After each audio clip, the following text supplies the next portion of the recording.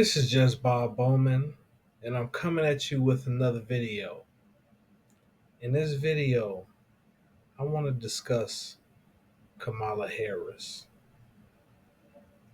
Things that you may not fully understand, and I have a different perspective on a lot of what people are not talking about as far as the significance of this election for her and what people need to put in consideration, keep in consideration.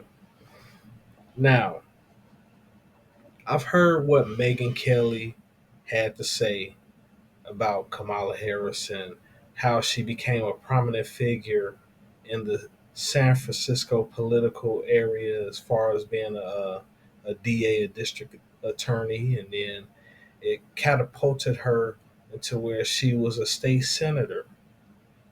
And becoming a state senator got her in the position where she could be a vice president.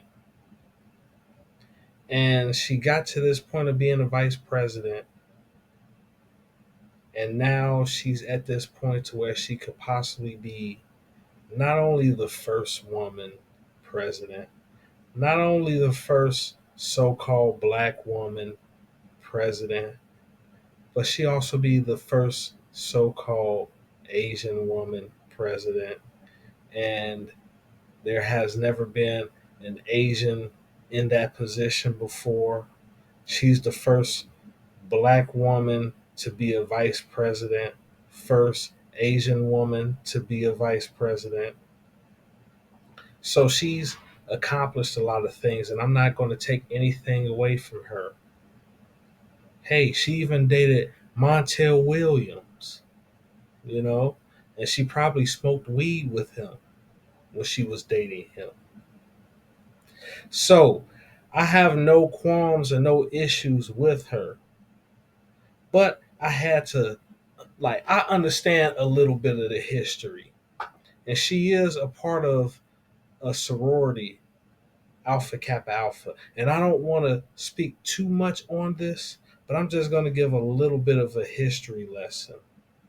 You see, there's a thing called the Divine Nine, and these are the first nine black Greek fraternity and sororities, and they have their own type of histories and how they became about.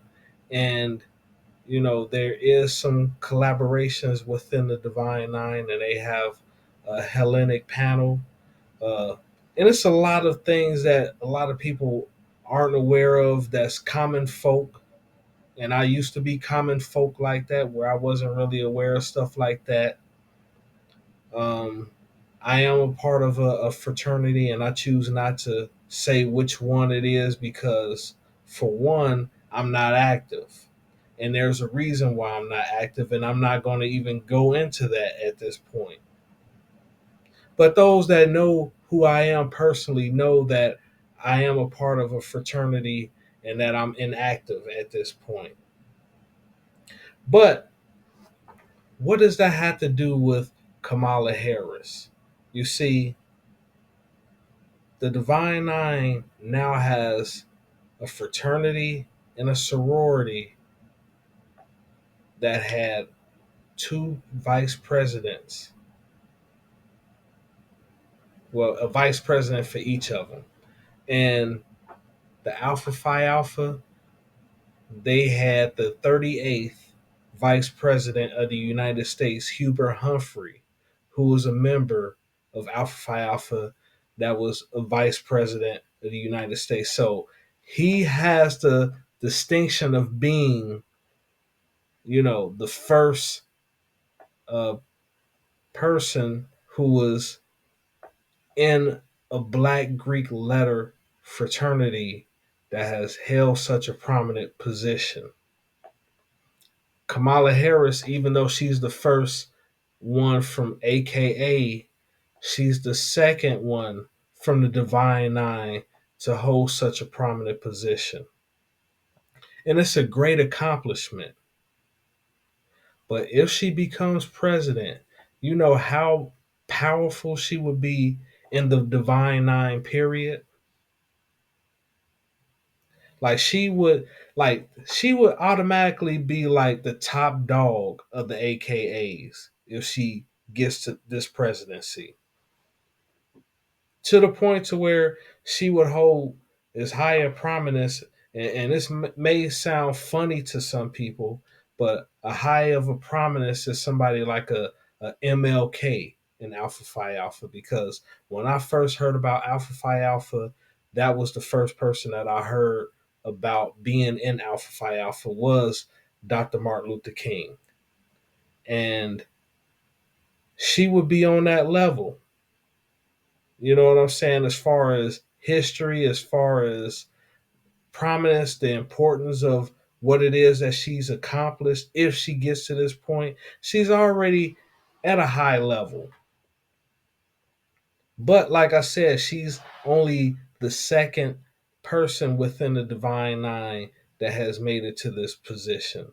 So I understand what it is that she's trying to accomplish. I understand the symbology behind it. I understand the emotions of people that want to vote for her, why they are coming in the position that they are in.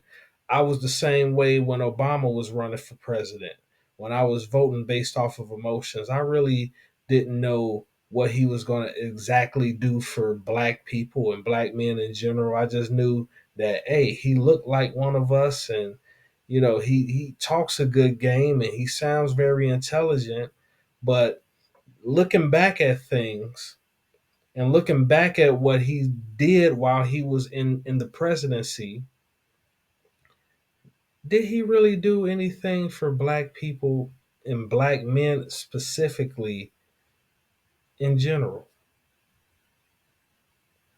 Was he even trying to do anything for black people, especially black men?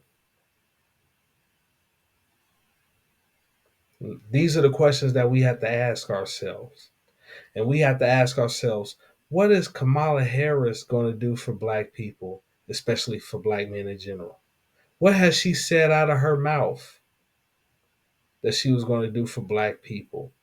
Just take out the black men, but just black people. Has she said anything about black people specifically? No, she hasn't. She just says minorities, and we understand now as we get older that the term minorities can fit in a whole group of people. It's different peoples that fit in that whole minority category. White women are considered minorities if you understand the political jargon that's going on.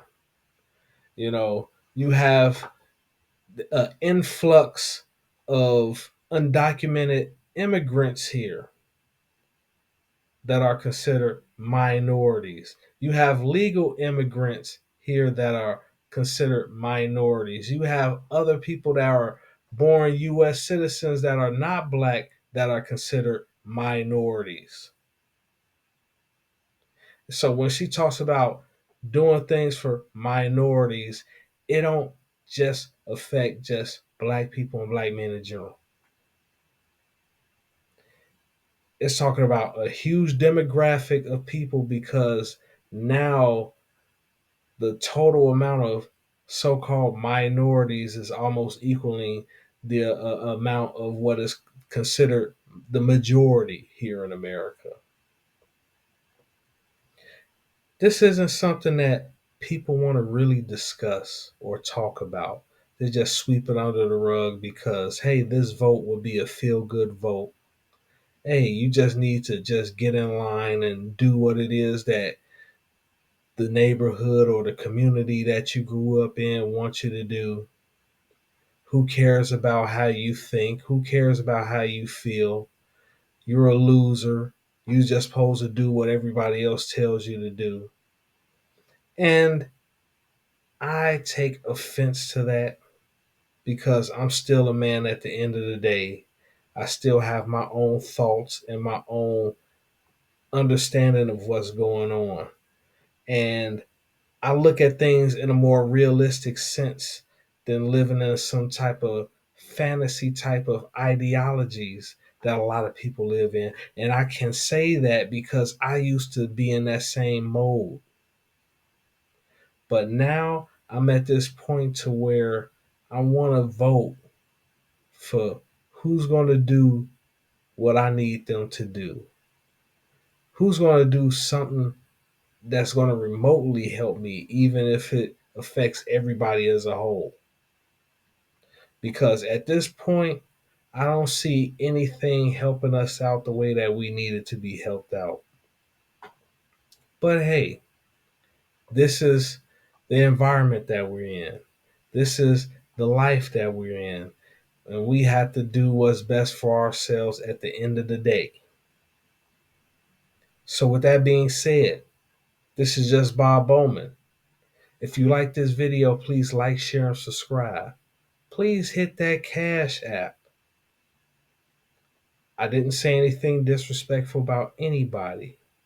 I didn't say anything disrespectful about any groups or organizations. I just laid out facts. Looking at the facts, what's the best thing for us to do? So, with that being said, this is just Bob Bowman, and I'm out.